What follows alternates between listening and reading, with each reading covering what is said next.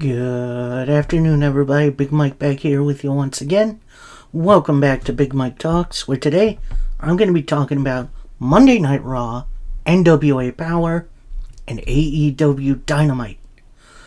A real mixed bag of a week for wrestling.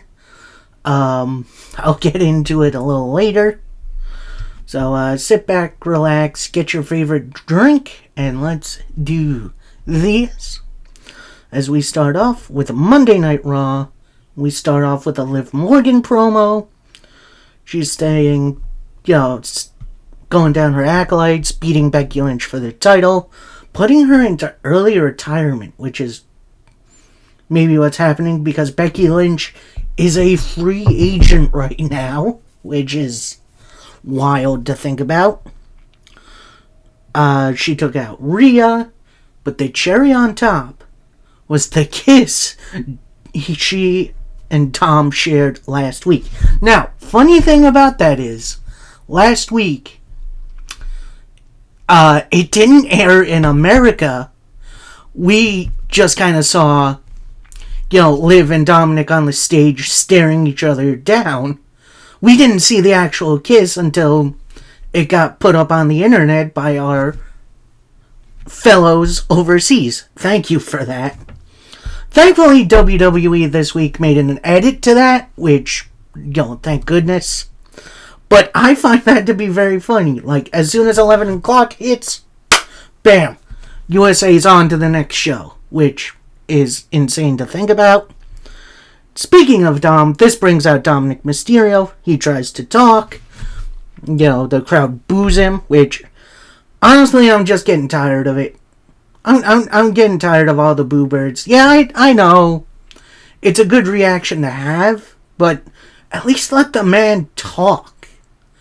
It's like after every word he tries to... You see how annoying that is? Just let the guy do the promo. Then at the pauses, where the natural pause is, then you boo. Like, it's annoying to try to keep up with what he's trying to say, admit the boom, which honestly I keep thinking more and more is piped in. Like, I don't know. Anyway, Dom pretty much reveals, Rhea isn't playing your game, and when she gets back, she's gonna kill you. Then Liv replies with, she's gonna do the same thing to you. But it's all going to be worth it.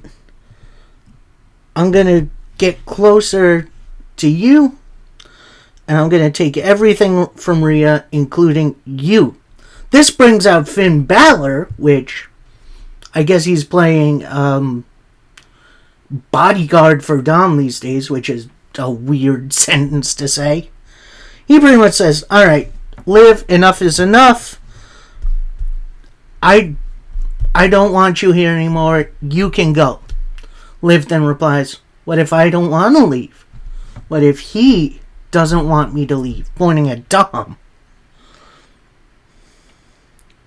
But fine, I'll go for now.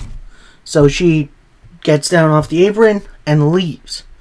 So, kind of a weird segment, but also... it's pushing the story forward a little, especially with Rhea out due to injury. Rhea's going to go on a warpath when she comes back, and I can't wait.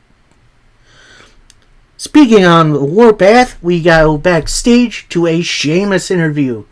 Good to see him going solo again. Maybe we'll see him finally get that Intercontinental title that he's been wanting forever. Anyway, saying he's very pumped. Ludwig came and attacked me out of nowhere last week. But it's time for him to prove himself against me in the ring. And prove he's not just another Ken doll, which is a great line. Then he says Gunther is holding him back, which, there's an interesting thought. Anyway, I assess a guy's worth on if he can go with me in the ring. And we're going to go out there and prove it right now. So then, camera follows Sheamus to the entranceway. Sheamus does his entrance as we get Sheamus versus Ludwig Kaiser, which was extremely entertaining, with Kaiser targeting the knee of Sheamus, which has been hurting him lately. Sheamus trying to do the bro kick, buckles under his own weight. Kaiser with a brain buster, which only gets him a 2 count. Sheamus going for the bro kick again. Kaiser then stomps on Sheamus's knee. The ref backs Kaiser off, checks on Sheamus to see if he can still go. Sheamus is like, yeah, get out of here. And actually, the ref was going to go to the timekeeper, stop the match. Sheamus grabs his wrist, says, no, I can still fight. Sheamus is such a... And I'll get to it.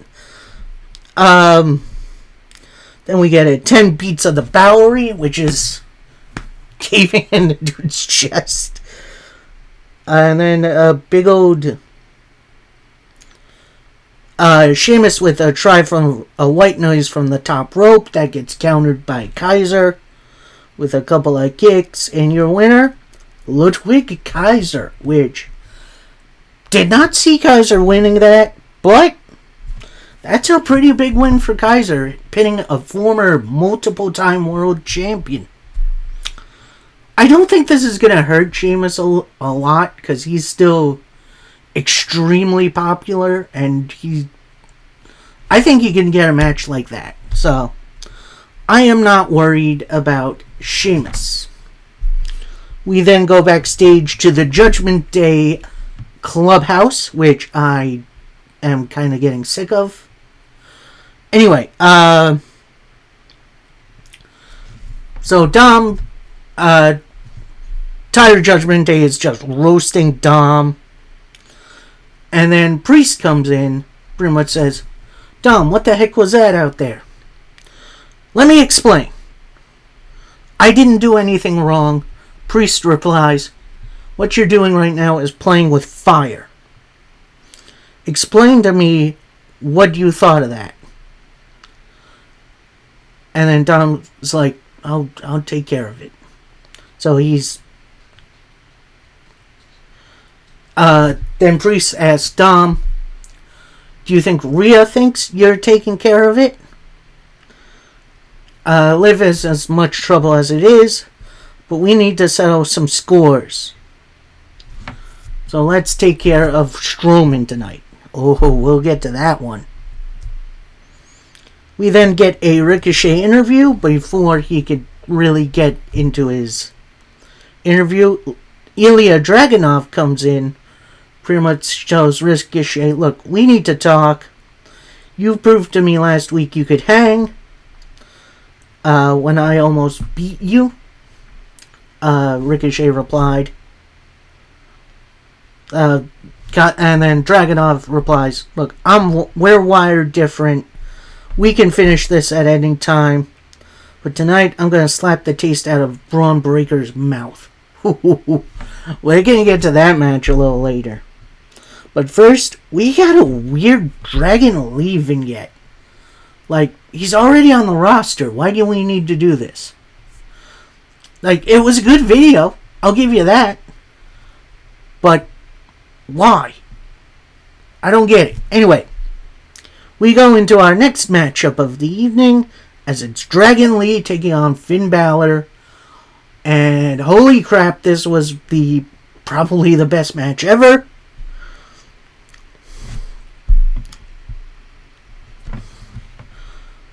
Lots of really, really good back and forth action. A lot of speed to it. It kind of felt like a what's the promotion? Pro Wrestling Guerrilla style match, which, if you've never seen that, it's like a really big super indie. Anyway, before Dragon Lee can hit a big old drop kick, JD McDonagh comes out, stands on the apron. Balor tries for a roll-up. That only gets a 2. Big old powerbomb from Dragon Lee, only for a 2. Dragon Lee going for a rolling senton, but JD distracts the ref.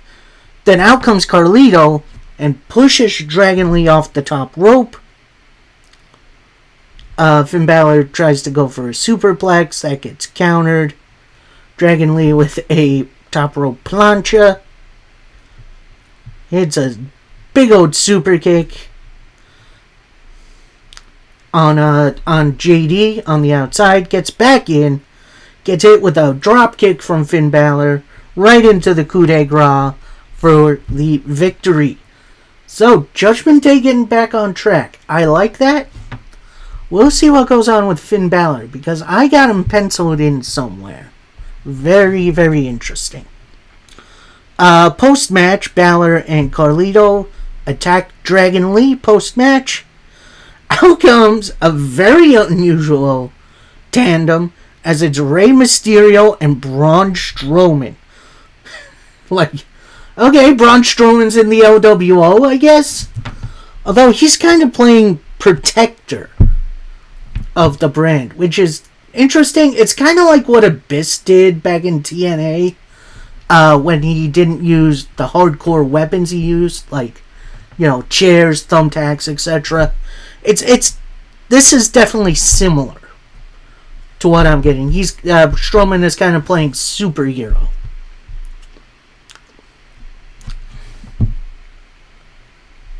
Then we get Sami Zayn. He's taking a stroll backstage.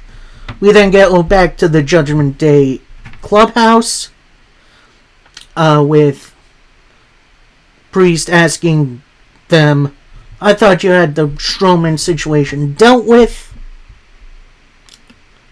And tonight, run this crew. McDonagh, you go to Priest's office and you tell him you're going to have a match with Strowman tonight. And you just see JD McDonagh's face just go white. Then we get R-Truth rolling in for whatever reason. Reminiscing about his days in Judgment Day when he really wasn't. Saying how it was the best days of his life. In comes The Miz, who pretty much says, look, but we're tag team champions. This should be the best time of your life. Then R-Truth snaps back, says, brother, why are you so obsessed with Judgment Day? We gotta work on it. And you can see Miz just getting so frustrated. I know I'm getting a little tired of these guys as tag team champions, but their act is surprisingly working for me. I know I'm usually the action first, skits later thing.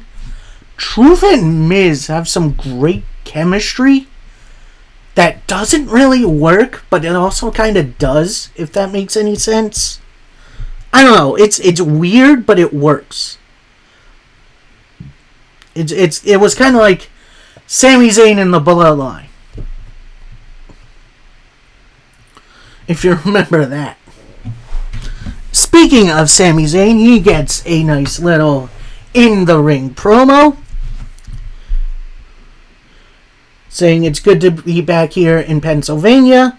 I was here for WrestleMania, and we all know how that went, holding up the Intercontinental title. And while I'd like to enjoy my time here, there's a thorn in my side, Chad Gable. Gable, this should just be about you and me. This rivalry has gone on long enough. So Gable, I want to ask you out here so we can finish this. Now, Alpha Academy's music hits. It's not Chad Gable, it's Maxine Dupree, Otis, and Akira Tozawa. And Maxine has a note. And, oh boy. This is going to get wild in a minute. With Maxine reading this out, pretty much saying, "You don't deserve his time or respect, but I am here to deliver this message." So Maxine and Alpha Academy get in the ring. Sammy's like, "No, you don't have to do this. You don't have to take this from Gable." So then Max kind of ignores him, opens it up, saying, "From Chad Gable, are you really trying to turn your students against me? Without my help, this ring would be filled with losers," and an ex-Barbie doll, and completely runs down his own dudes. "And a person Gunther would have squashed in minutes without my help." So the only way this ends is if I get my match for the Intercontinental title at Clash at the Castle.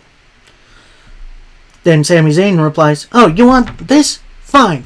This isn't about this anymore." Tosses the title to the side for a minute. "I want to talk to the three of you, not Gable. It's time for you guys to realize Gable doesn't decide what you are worth. You need to set yourself free of Chad Gable." And before he can continue, Chad Gable attacks him from behind. And Gable holds Sammy up so Otis can hit him. Otis hesitates. Gable then gets right up into Otis's face. Big old slap to the big man. Then Gable was about to go. Before anything more could happen to Otis, Akira Tozawa steps in, pushing Gable back. Then Gable starts pushing Tozawa around. Then Maxine stands between them. And then Gable points at Tozawa and Maxine, throws them to the back like a referee. Then Otis gets in Chad Gable's face. And as Tozawa and Maxine are leaving, Sammy gets back up, starts brawling with Gable. They brawl right into Otis, who's like in the ring, but on the ropes, right on the other side of Maxine and Tozawa. They both bump into him, which sends Tozawa and Maxine flying. And Gable continues the attack, while Otis goes out to the outside of the ring, puts Tozawa on his shoulders, and holds Maxine kind of military press style. Dude, Otis is just the dude. And then segment ends with Chad Gable holding the Intercontinental title over Sami Zayn. This is going to be interesting to see because a lot of people are having Chad Gable recruiting the Creed brothers, who we have not seen in a while. At least on Raw. I think they were on Main Event recently. Sorry, I don't watch Main Event. But yeah, this is going to be interesting to see how this turns out. And honestly, I'm glad they didn't just do it right away. This is a slow burn. This is what I really like about WWE these days. They take their time with their stories.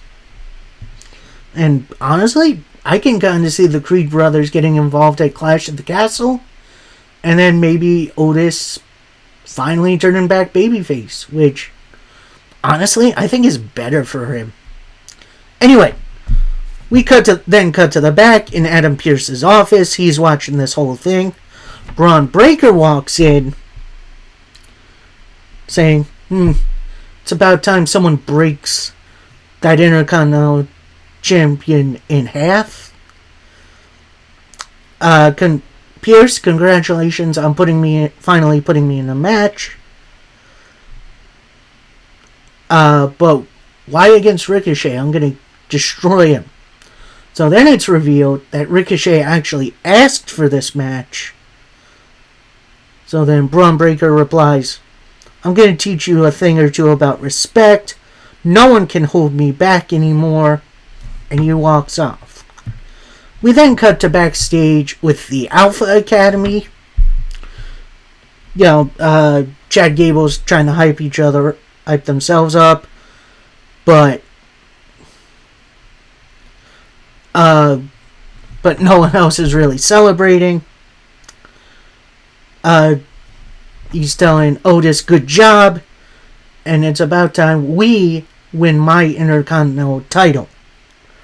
So, don't really know what the plan is, but I guess we'll see. Next up, we get Ricochet versus Braun Breaker. And I'm going to say this was a really, really good matchup. A bit shorter than I really wanted it, but Ricochet got a lot of really good stuff in. Tried to go for a 450 splash, but that misses. He does hit the recoil, though, but that only gets a 2 count. Breaker with a high-speed spear for the win.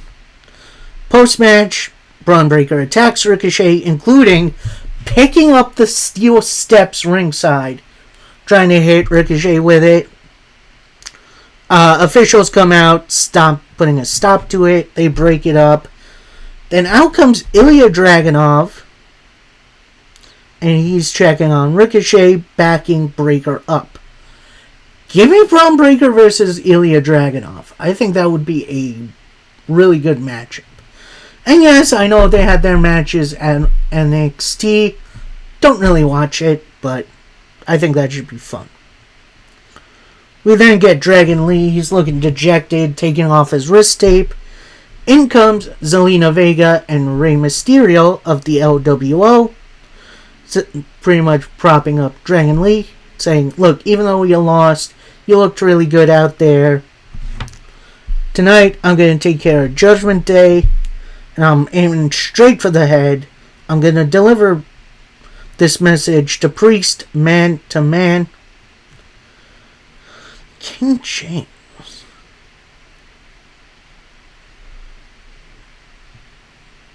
Who the heck is King James? I don't know. Oh, Kiana James. That's who this is. So, this is a Kiana James interview. She's in gorilla position, which is like right behind the curtain for the entrance. Saying, I beat the most accomplished superstars. I'm fabulous at my job. I'm ready for this. And beating Natalya is the perfect first step on my path on the main roster. So then we go to this match, as it's Natalya taking on the debuting on Raw, Kiana James. This was a short but sweet match. I'll give it to them. Definitely really good back and forth. Although Natalya did dominate a little bit, which maybe a little bit too much. Near the end, Natalya gets James into a sharpshooter. However, Kiana doesn't reach the ropes, but she puts her hand under the ropes, which is a rope break. Hits a couple of kicks on Natalya, and then hits a 401k, which is a great name for a finisher, to pick up the win. Kind of a nothing match, but a pretty darn good introduction to James. Definitely going to be interesting to see how she does in the future. We then get an interview from Kofi Kingston and Xavier Woods, aka The New Day. And saying, we've been at our backs against the walls like this so many times. We're the best tag team to ever do it. And the next team to try, AOP are going to be the next team to try and fail. Then in comes Karrion Kross, who is the leader of the Final Testament, including AOP, saying, I love the New Day Rocks chant. But the power of positivity is dead, and boys are going to find out the hard way.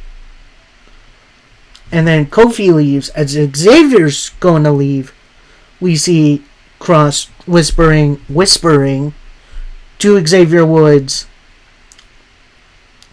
don't follow him around anymore. So, is Cross trying to recruit Woods? Is this kind of like what happened between Woods and Bray Wyatt? Is this kind of brainwashing stuff? Because maybe they're calling back to that. I don't know. Maybe I'm looking too deep into it, but I would love to see something like that. Anyway, we see Sonya Deville. She's kind of walking around backstage looking for God knows who.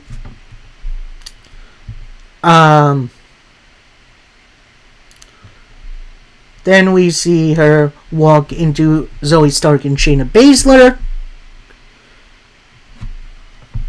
With Sonya trying to get into the good graces of them two. But Shayna's like, look, tonight we're going to show who the top team is. And the more respect you want, the more you'll lose. Leave us alone.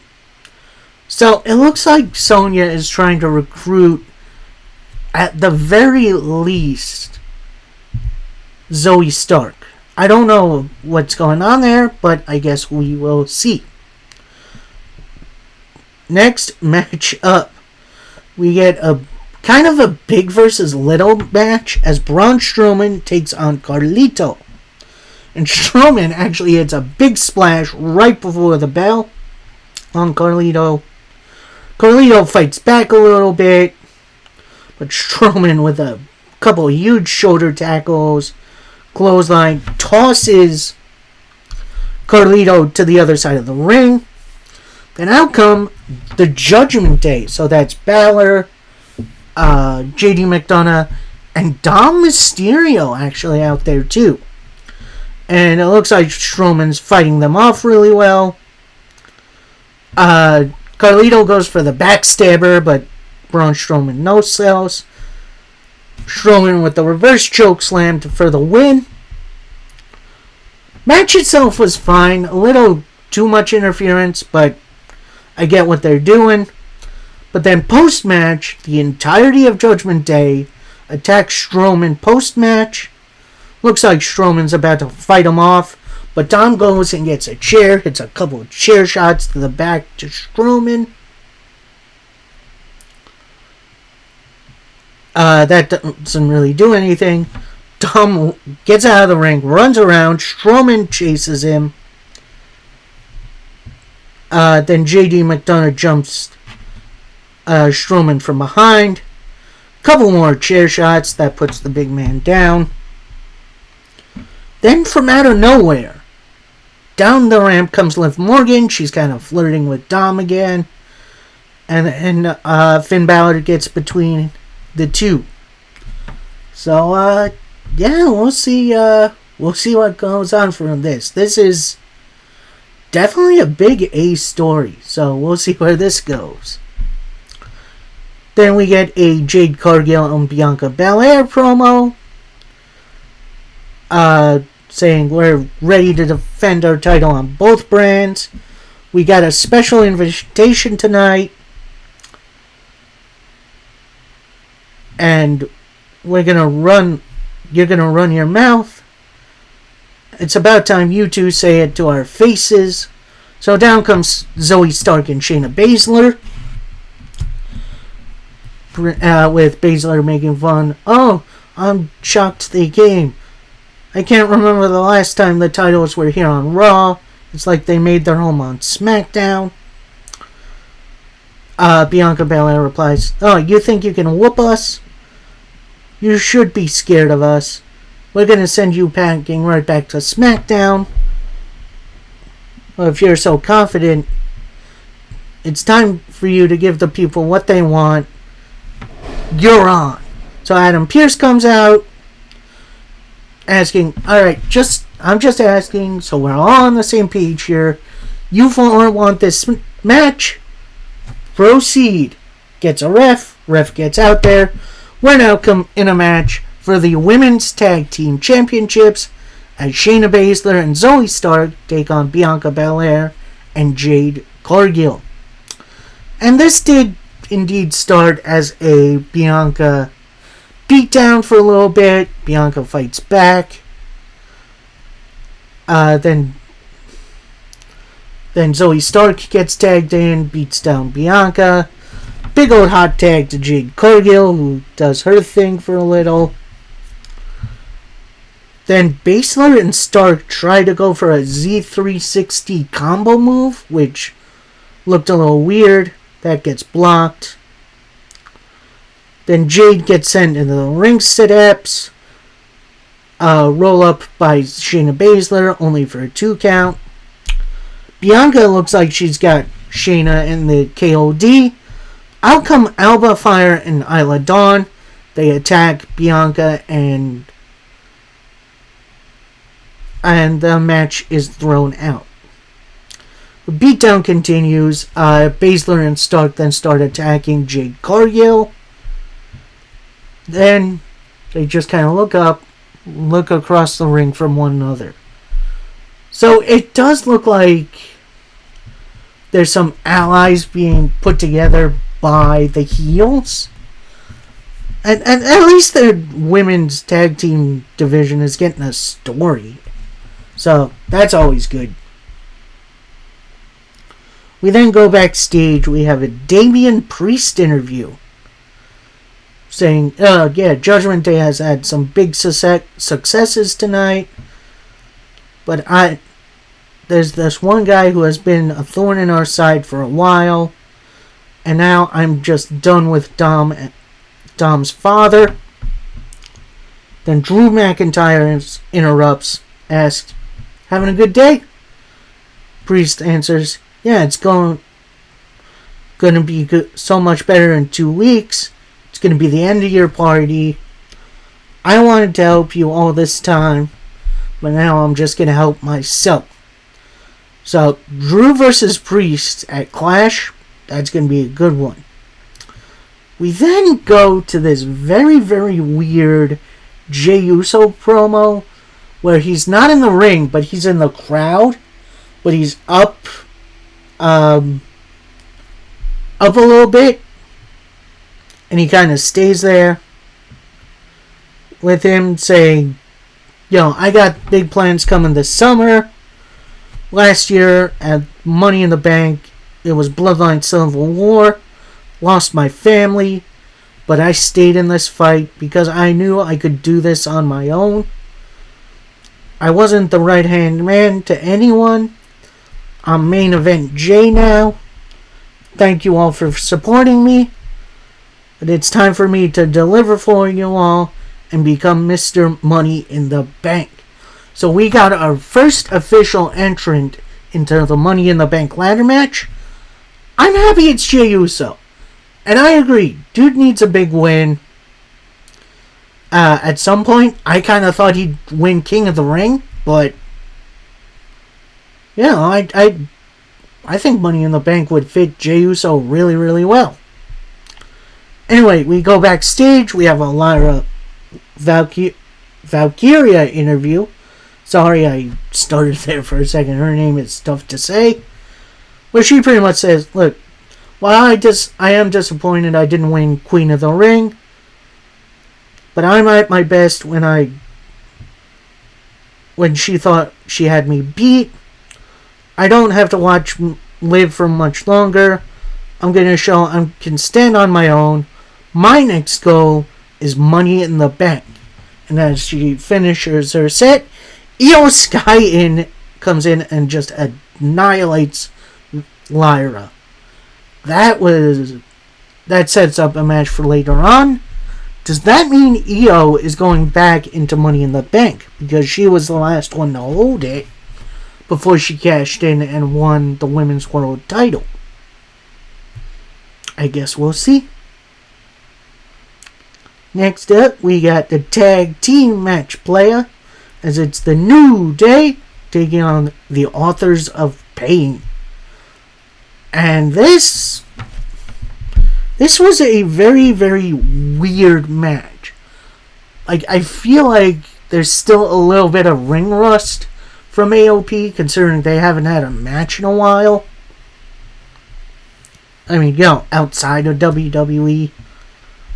But, New Day tried to bring the best out of them. AOP as powerhouses really, really work. Eventually, AOP hit a What the Crush, which is kind of reminds me of a Heart Attack. With the Heart Foundation to pick up the win. Next, we go backstage into the parking lot area with Alba Fire and Isla Dawn. Pretty much saying Bianca didn't want to come out here and handle things. We never fought it out. And we're not waiting around for our chances. We're just going to take them. So, Fire and Dawn definitely have a target. And it looks like it's the tag straps. It's definitely going to be interesting to see where they end up. Don't think they're winning the titles. That's just me. And Fight Alamo, we got our main event of the evening as Rey Mysterio takes on Damian Priest. Obviously non-title, but this match was absolutely awesome. Rey Mysterio, seriously, it is crazy to think he's still going at a really good high level as he is. And then Priest looks like $1 million here, including hitting a razor's edge from the top rope. Like, huh? That was insane. Rey Mysterio then hits a 619 big old splash, only for a 2 count. Out comes Carlito. He's out on the apron. Looks like he's attacking Rey. Then Dragon Lee comes out, takes out Carlito. Then out come the rest of the Judgment Day. They're fighting off, putting a beat down on Dragon Lee.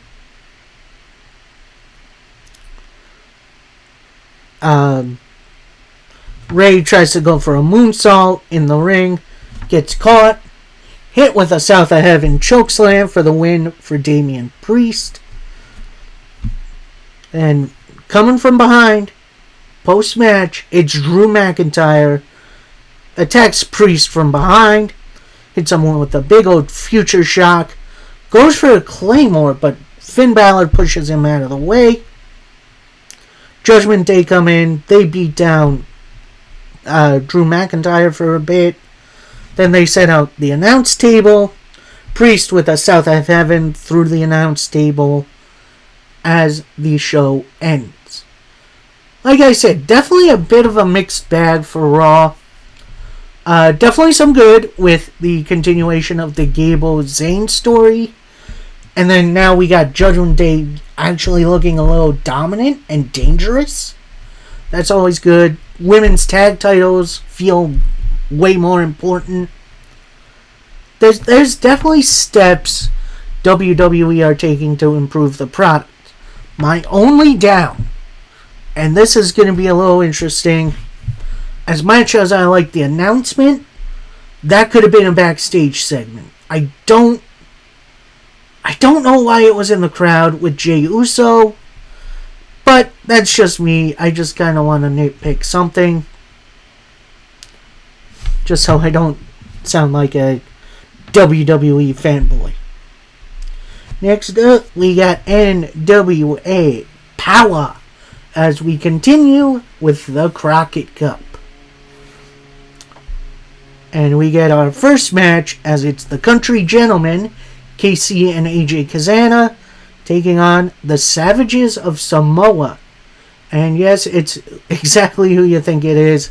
It's more Bloodline guys. And I'm going to tell you, this was a really, really dang good matchup. Especially with AJ and I definitely forget their names. I do apologize. Looks like the Savages have an advantage. Trading nerve holds with AJ, which that looks interesting. Then we get AJ making the save. trying for big splashes, only to miss. And then AJ with a big old clothesline, finish up the match, move on in the tournament. This was a great old opening matchup, not just for the show, but for the Crockett Cup. Definitely makes me excited to see where we go from here. Next up, we got an interview segment with the Queen Bees and EC3.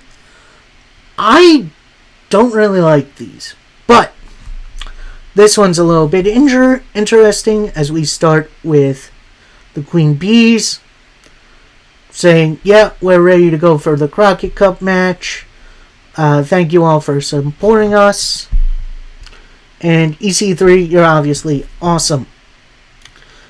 Then we get EC3 and he's talking to a special guest, which is some radio announcer from Tampa. With EC3 saying, I love it when worlds get crossed. And you obviously get a face for radio. Radio DJ pretty much says, I treat you with respect on my show, but you're going to diss me right now. Well, we like to have fun here. No healthy banner doesn't hurt anyone. But how about you go out in the back and find someone who can compete with me? Radio announcer said, yeah, I found a guy. His name, Wrecking Ball Legursky. So it looks like Wrecking Ball Legursky getting a world title shot. That could be interesting. We then get another Cooking with Carson segment, which these are the bane of my existence. He's less misogynistic in this one, which is fine, but then he goes on to cook a real chicken, which just does not look right. Then we go to another interview segment with the Slime Balls and Looks That Kill.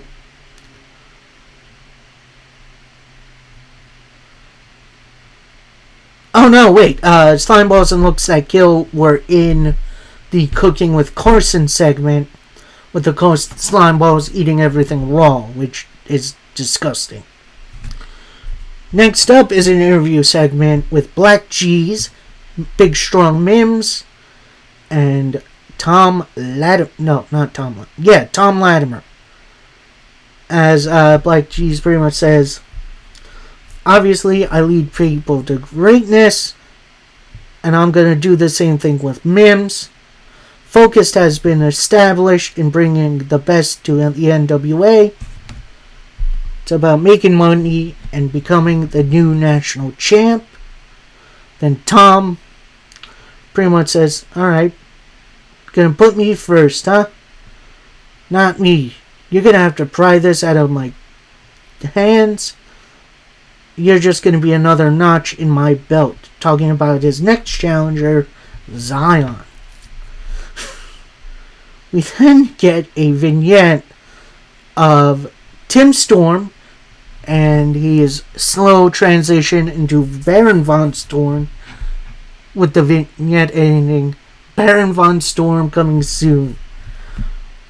I am definitely intrigued what Baron Von Storm is going to be like, because it speaks of Baron Von Raschke. If you don't know that person, look him up. It's beyond cringe. It's weird. Anyway, we then get to our next match, as it's the Immortals taking on the Kids in another first round Crockett Cup matchup. And the Kids definitely hang for a little bit, but once Kratos comes in, he just starts throwing those two boys around. Then Odinson gets tagged in. Torture rack, big old slam, leg drop, and a pounce to the other guy. Tags Kratos back in. Kratos with a big old suplex, and then they hit their tag finisher called Immortality for the big win and to move on in the tournament. Match itself was fine. Like, I wanted to see the kids get more of a showcase, but I do understand why, because these are two, really big, dangerous dudes. Then, post-match, we go to an Immortals interview with Kratos taking the lead, saying, "Just said it, we're the most dominant tag team in wrestling." And then everyone watching in the Crockett Cup, anyone who faces us falls. Then we get an interesting little segment between EC3 and Dory Funk Jr. Where the heck did Dory Funk come from?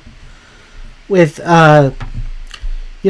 EC3 putting over, the fan base, and then putting over the legacy of the Funk brothers.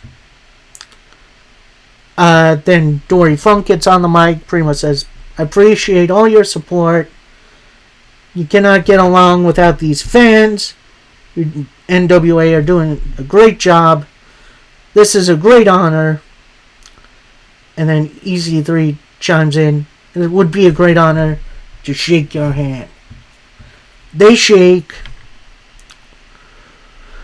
Then EC3 continues, "This is the top of my Mount Rushmore of wrestling, and I'm going to carry on the legacy you started into the future." So, interesting little segment. Glad to see Dory Funk doing well.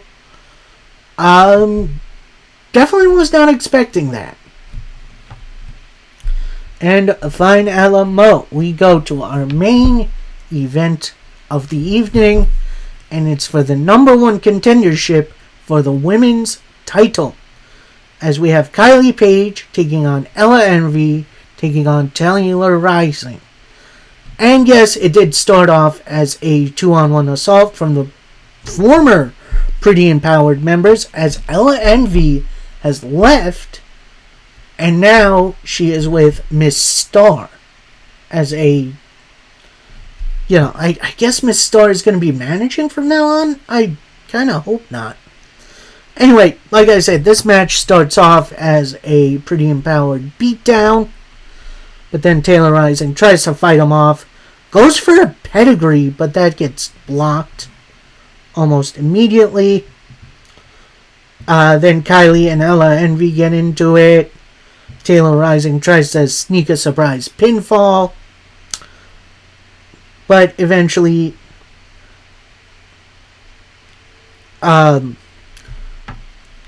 hits Code Kylie on Taylor Rising. Before she can get the pin, Ella Envy comes in, rolls Kylie up for the 1, 2, 3. So we're getting Ella Envy versus Kenzie Page sometime soon. Gonna be interesting to see who goes over there. So that was NWA Power. Again, a little bit of a mixed bag, but I did enjoy the show overall.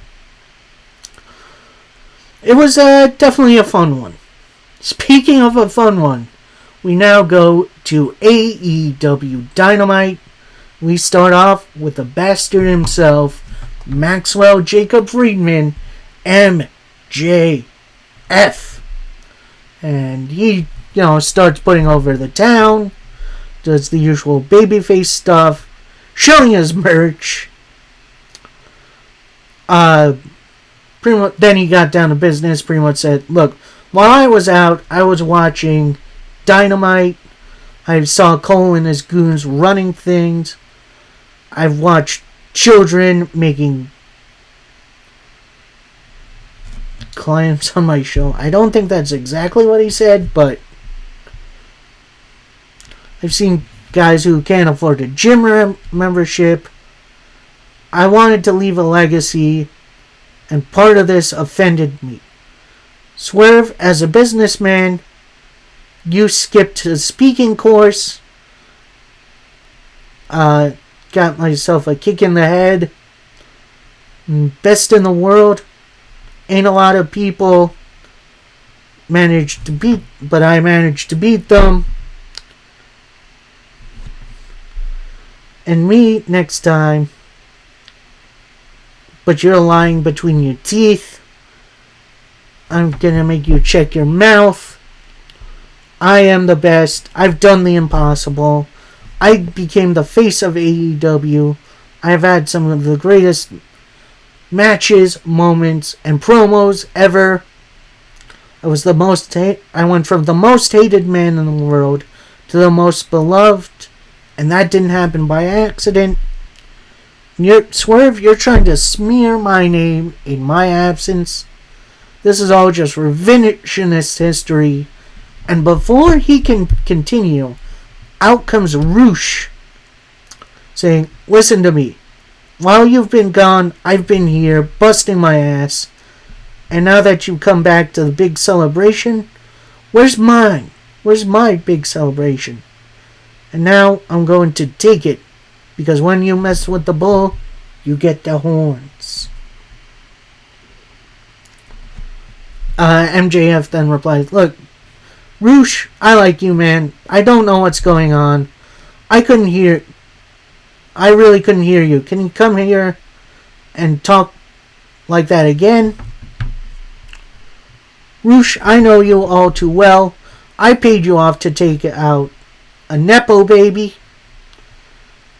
You're a superstar in Mexico. In AEW, you don't have that same stroke. I'm the best. And then MJF rushes the ring. Roosh rushes the ring. They brawl. Officials out try to break it up, but Roosh gets through them. Starts beating down MJF again. Then officials then separate Roosh and MJF. We then get a nice little vignette of the Undisputed Era. Pretty much Roderick Strong training for his world title match. We'll get to that one a little bit later.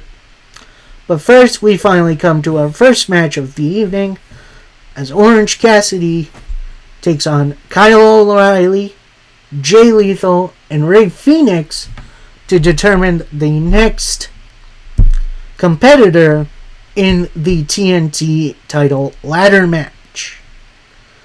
And this was a really, really fun bout. Everyone got their stuff in. Lethal going for a lethal injection, but gets caught up in it. Eats a super kick from Orange Cassidy. They all fight outside the ring for a little bit. Cassidy goes for an orange punch, but then misses. Then Rey Fenix with a big old roll up for the victory. So Rey Fenix competing in that ladder match. Actually, no. This is a number one contendership for an All-Atlantic title shot next week. So we're getting Rey Fenix versus Will Ospreay next week. Huh? Cool. Anyway, post-match, we get Trent Seven and Don Callis coming out. Looks like they're ready for a fight with Cassidy. Cassidy then goes out of the ring, wraps a chain around his fist. Looked like he's going to deck Trent Seven. But Chris Statlander comes out, stands between them. Then hits a low blow on Orange Cassidy. Out comes Willow Nightingale to make the save. We then get Chris Jericho and the Learning Tree out. They are in the car park with Jericho giving advice to the driver. And don't you worry, there's more of these skits coming soon. We then go backstage for a Willow Nightingale interview saying, look, I got so many scores to settle. With Stokely, I could trust him as far as I can throw him. But Statlander, that betrayal hurt me when I was at my lowest. And while I pretty much say, always put a smile on your face, I don't know how dangerous I can be. So, that's going to be an interesting one. We then have Christopher Daniels come out. Top of the ramp. He has a big announcement for a match. As we have the next qualifier for the ladder match for the TNT title at Forbidden Door, as Mark Briscoe takes on Brian Cage. And this was almost the best big versus little man match I've ever seen. Like, Cage is stupid athletically good. Then you kind of have the brawling style of Mark Briscoe. It worked really, really well in this matchup. But eventually, Briscoe hits the Death Valley Driver into the Froggy Bow to get the victory. And then we cut to backstage. It's Jack Perry. He's watching on a monitor at a normal distance. So he's like right in front of a TV. Pretty much says, "Nobody has sacrificed more than me. I cannot be stopped. One way or another, I'm going to be the next TNT champion." So it looks like we're going to see Jack Perry in that ladder match at some point. I'm not sure where, though. Next up, we got an interview with Samoa Joe and Hook. But before it could really get going, we got the Varsity Athletes interrupt. They turn to Hook, pretty much saying, "Dude, you gotta stop falling for this. You got no daddy to protect you." Then Tony Nese just slaps Hook. Samoa Joe's holding him back. Samoa Joe then tells Hook, "We're not going to let them get away with that." And then they walk off. Hook and Samoa Joe as a duo sounds awesome. I can't wait to see them just destroy fools. And we cut again to the back as it's Chris Jericho in the learning tree, with Jericho giving advice to his former proteges, Matt Menard and Angelo Parker, talking about Parker having a baby on the way. And yes, I can't believe that either. Angelo Parker and Ruby Soho are actually a couple? When did that happen? That's crazy. So, yep, and then Brian Keith turns to them, saying, "Have some respect for Chris Jericho." And no, this isn't the last one of these. Anyway, looks like we're about to get a Max Caster rap from the Acclaimed, but then your Young Bucks interrupt. They're on the big screen, asking the crew to cut their mics, with them saying, "Look, you obviously don't disparage the EVPs. There's no Acclaimed segment tonight. It's done. It's been cut. Now clear the ringside area for our next segment." So then the Acclaimed leave. Then we get a backstage Swerve Strickland interview saying, "Welcome back, MJF. It's about time you showed up for work. I'll deal with you when I got a moment. But I got a contract signed for Forbidden Door's main event. I'm dealing with the best wrestler in the world. Now I want to have an issue with the EVPs. Them winning at Double or Nothing was a sham. You assembled the greatest group of talent. But the next time AEW assembles Team AEW, don't forget its world champion." So it looks like the next time we see a Team AEW versus the Elite, Swerve's going to be involved. Swerve definitely having a lot on his plate. It's going to be interesting to see what he does. We then get a little hype video for Mercedes Moné versus Steven Vacur at Forbidden Door, which I am here for. Next match is an 8-man tag team match, playa, as you have the full force of the Blackpool Combat Club. That's right. That's Jon Moxley, Bryan Danielson, Claudio Castagnoli, and finally, making his AEW return, Wheeler Yuta, as they take on combatants from CMLL. So, Obviously, Yuta has been out due to injury. Super glad he's back. And this match was... I mean, it was more or less a showcase match, which that's fine. I do wish there was a little bit more behind it. But, yeah, this was a decent little matchup in which Blackpool Combat Club won after a angle slam by Yuta into the seatbelt, which I guess is a roll-up move, which that's insane, to pick up the win for his group. We then go backstage. We're in catering, where this one guy is trying to scoop up wontons. Jericho comes in, pretty much saying, "Hey, let me show you a technique I learned." Bloop, and scooped the one. I'm sorry, what are the point of these? Is it just to piss up hardcore fans off? What are we doing with Jericho right now? I really do not know. Then we get a nice Daniel Garcia vignette talking about how he fought back from his car crash, which is pretty insane. I'm sorry, not his car crash, but the car crash he was involved in. And then his healing process, and then getting back into the ring, which, that's always nice. We then cut to backstage. The Acclaimed are getting into it with the Young Bucks, just kind of having a shouting match, with Matthew pretty much saying, "Look, we're swamped. We don't have time for this. Go to the next segment. Go to the next segment." Then we hear from Anthony Bowens saying, "Sooner or later, you're going to have to face us, and you're not going to like what we have."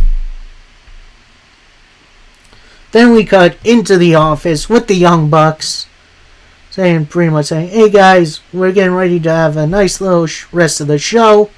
Then in comes the Patriarchy, led by Christian Cage, saying, "If there's anyone I can really trust, it's the EVPs. But it's clear that the Patriarchy deserve to hold gold," with Nicholas pretty much saying, "Look, I get you, man. We tried to give Perry his own piece of gold, but Tony Khan was a stick in the mud. I wish for you all to have your own championship." Then Christian Cage replies, "I want another shot." Young Bucks then say, "Look, obviously Christopher Daniels is the puppet for Tony Khan, but we still have some stroke around here, so we'll see what we can do for you." So, Patriarchy going for titles. I kind of dig it. And then their alliance with the Bucks could be interesting. We then go to our pretty much mandatory women's match of the evening with Toni Storm on commentary, which I know I might get a little hate from this, but Toni Storm has become very one note. Like, I love the character. I love Timeless Toni Storm. She needs to go back to being crazy instead of just, I'm Hollywood starlet and watch out for the shoe. Because I don't know. I feel like this gimmick has devolved into just being a catchphrase instead of a character. Anyway, we go into our next match as it's Mariah May taking on Saraya. And this was a really, really good women's match. Both women went toe-to-toe, back and forth. At one point, Saraya goes for the Rampage, which I don't really know what they call it in AEW. But, so I'm just going to call it the Rampage. But it only gets a 2 count. Two of them go back and forth for a little bit. Saraya with a big old super kick into the Rings of Saturn, which is definitely an interesting move to pick up the submission win. Post-match, Toni Storm rolls into the ring, checks on Mariah May. Then Saraya and Harley Cameron beat those two down, with Saraya and Toni Storm having history as the Outcasts. Then out comes for the save Mina Shirakawa, who has a women's title match coming up at Forbidden Door. She makes the save. Then Mina and Toni Storm kind of go at it like elephant seals. That's the best I can describe what's going on, because they just bumped each other in the chest. It was very weird. But then May gets between them, kind of hugs them both, while they're both still kind of seething. It's like trying to pet your dog when they're mad at you. It's not going to end well. And then we had our last Chris Jericho backstage thing. They run into Private Party, with Jericho pretty much giving Private Party an invite to the talk show segment. I forget what it's called. Then we maybe get the best Bryan Danielson promo of all time, saying, "It's great to have Yuta back at full strength. And this was supposed to be the biggest year of my life. I've had classic match after classic match with some of the best, but I've lost to everybody. I've lost every big match so far.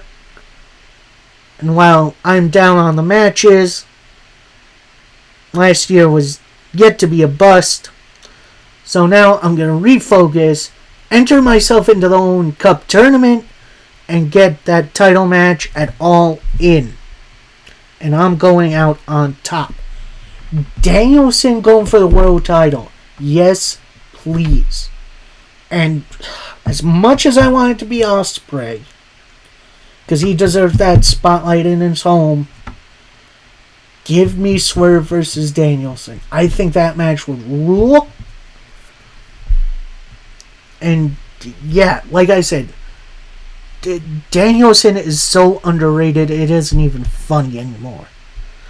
And then we get to our main event for the week, as it's the AEW title on the line, as Swerve Strickland defends against Roderick Strong. And yeah, these two brought the freaking house down. This was a great match, great hard-hitting affair. And with Swerve, each time he goes for a house call, Roderick just kind of moves. It's great strategy. It's great matches. Near the end, Swerve goes for a house call. Roderick moves again. Roderick goes for a rising knee strike. That gets caught. Swerve then pushes Roddy back, hits the house call for the victory.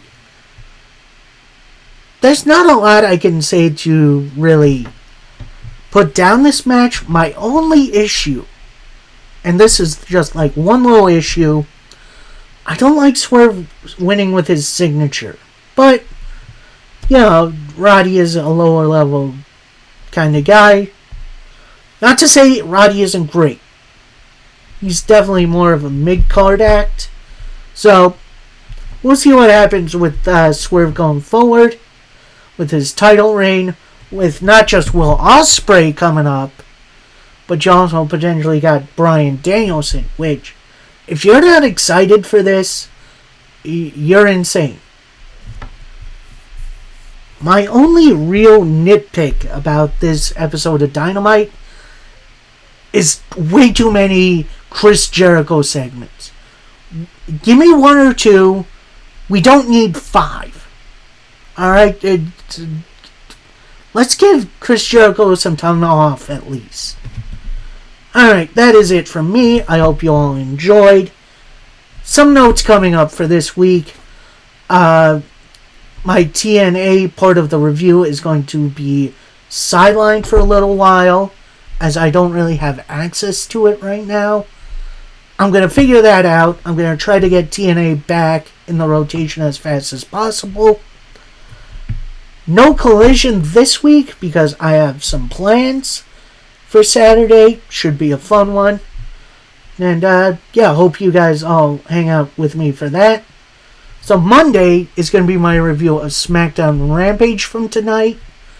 Wednesday, I'm going to give you my predictions for Clash at the Castle, which should be a lot of fun. I'm going to move my usual weekly review to Thursday because Friday I am going to the doctor's office. They're just going to check me out. And I think by next Monday I'll review Clash at the Castle, which should be a good one. So, I hope you all join me for those. Till next time, happy wrestling, everybody. Peace.